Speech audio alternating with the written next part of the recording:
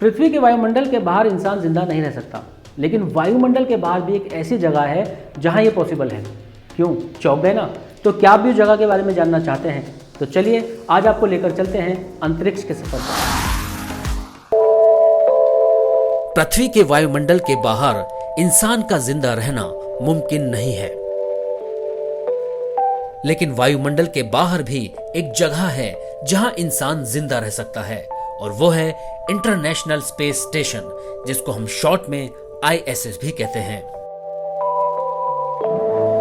$150 billion, या अगर भारतीय करेंसी में इसकी बात करें तो 1,42,641 करोड़ की लागत से बना यह ढांचा दुनिया का सबसे अनोखा घर है।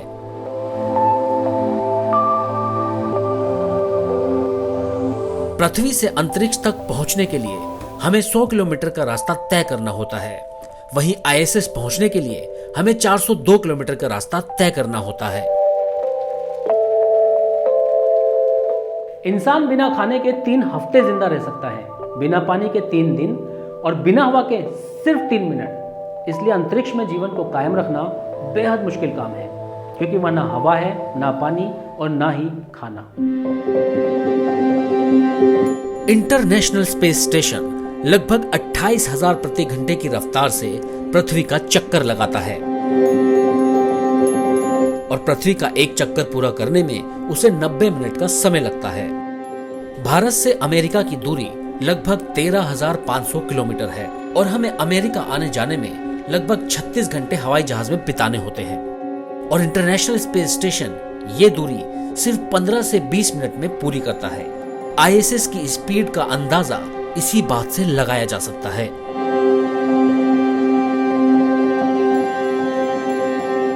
चौबीस घंटे में ISS पृथ्वी के 16 चक्कर लगाता है, जिसमें उसे 16 सनराइज और 16 सनसेट देखने को मिलते हैं। इंटरनेशनल स्पेस स्टेशन की शुरुआत 2 मॉड्यूल से हुई थी, जिनको अंतरिक्ष में ले जाकर जोड़ा गया था, जिसमें पहला हिस्सा रूस का था तो दूसरा हिस्सा अमेरिका का था। ISS की पहली फ्लाइट नवंबर 1998 में लॉन्च की गई थी, जिसमें रूसी मॉड्यूल को अंतरिक्ष में छोड़ा गया था। अंतरिक्ष में घूम रहे इस मॉड्यूल का नाम था जारिया, यानी सूर्योदय। वहीं बाद में अमेरिका द्वारा भी एक मॉड्यूल अंतरिक्ष में छोड़ा गया, जिसका नाम था यूनिटी।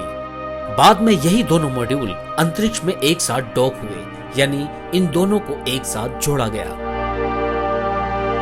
हालांकि इन दोनों मॉड्यूल को एक साथ जोड़ना कोई आसान काम नहीं था, क्योंकि दोनों ही मॉड्यूल का डिजाइन अलग अलग था, इसलिए डॉकिंग के दौरान उनके खांचे एक दूसरे में फिट नहीं हो रहे थे। एस्ट्रोनॉट्स के सामने ये एक बड़ा चैलेंज था, लेकिन एस्ट्रोनॉट्स ने हार नहीं मानी और दोनों मॉड्यूल को जोड़ने के लिए अंतरिक्ष में ही एक एडेप्टर तैयार किया, जिसकी मदद से दोनों मॉड्यूल को जोड़ा जा सका, और इसी सफलता के बाद जन्म हुआ इंटरनेशनल स्पेस स्टेशन का। उसके बाद अलग अलग देशों द्वारा बहुत सारे मॉड्यूल अंतरिक्ष में भेजे गए, और इस तरह ISS ने अपना पूर्ण रूप धारण किया। इंटरनेशनल स्पेस स्टेशन का साइज जैसे जैसे बढ़ रहा था, वैसे वैसे एस्ट्रोनॉट्स के लिए चुनौतियां भी बढ़ रही थी। अंतरिक्ष में पहले से ही हवा पहुंचाना बहुत मुश्किल काम था। जैसे जैसे ISS का साइज बढ़ रहा था, तो सांस लेने के लिए हवा की जरूरत भी पड़ रही थी। ISS को एस्ट्रोनॉट्स को जिंदा रखने के लिए बहुत सारी हवा की जरूरत पड़ती है, और ISS तक हवा पहुंचाने का खर्चा बहुत ज्यादा था, लगभग 13,090 करोड़ रुपए। ISS ने इस चुनौती का सामना किया और अंतरिक्ष में ही पानी बनाने का तरीका ढूंढा। इंसान पिछले कई दशकों से दूसरे ग्रहों पर जीवन की तलाश में लगा है, और उस दिशा में जो सबसे बड़ा चैलेंज इंसान के सामने आया वो था अंतरिक्ष में इंसान कैसे सरवाइव करे। क्योंकि दूसरे ग्रहों पर पहुंचने के लिए इंसान को सबसे पहले अंतरिक्ष में जीवित रहने के उपाय खोजने थे, जहां रहकर वो अपनी रिसर्च को आगे बढ़ा सकें और अंतरिक्ष से जुड़े अपने सवालों के जवाब ढूंढ सकें। ISS उसी दिशा में इंसान का पहला कदम था। अंतरिक्ष में पहुंचने के बाद इंसान के शरीर में क्या क्या बदलाव आते हैं और वहां जीवित रहने के लिए किन किन बातों का ध्यान रखना होता है, ऐसे ही बहुत सारे सवालों पर ISS रिसर्च कर रहा है। ISS के अंदर 6 साइंस लैब्स हैं जिनका वजन 460 टन है, मतलब 300 गाड़ियों का वजन। ISS 2 भागों में बटा है, जिसमें एक हिस्सा अमेरिका और बाकी देशों का है और एक हिस्से में सिर्फ रूस ही अपनी रिसर्च करता है। ISS में एक साथ 7 से 13 लोग रह सकते हैं। अभी तक तकरीबन 240 साइंटिस्ट ISS जा चुके हैं। आमतौर पर ISS में एक एस्ट्रोनॉट 6 महीने का वक्त बिताता है। ISS में सबसे अधिक समय बिताने का रिकॉर्ड अमेरिकन एस्ट्रोनॉट स्कॉट कैली के नाम है, जिन्होंने ISS पर 340 दिन बिताए। अंतरिक्ष और पृथ्वी के वातावरण में क्या अंतर है? पृथ्वी पर हर चीज बहुत बैलेंस्ड होती है, चाहे वो ग्रेविटी हो, टेम्परेचर हो या फिर हवा का दबाव। वहीं अंतरिक्ष में ग्रेविटी तो बिल्कुल नहीं होती और टेम्परेचर भी बहुत कम होता है।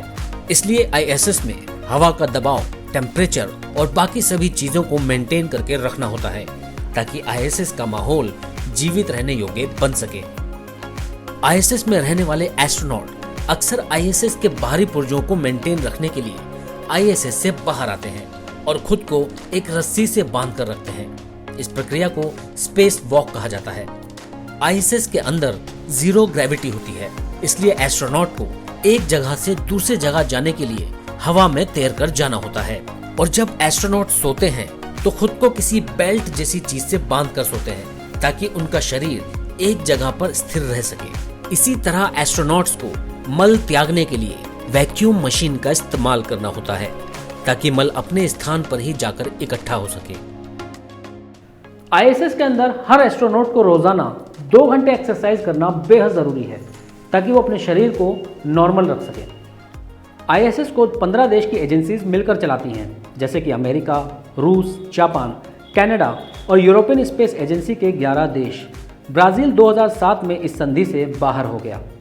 आपको ये स्टोरी कैसी लगी हमें कमेंट बॉक्स में ज़रूर बताएं और ऐसे ही इंटरेस्टिंग कंटेंट के लिए देखते रहें नॉलेज कॉलेज नेटवर्क।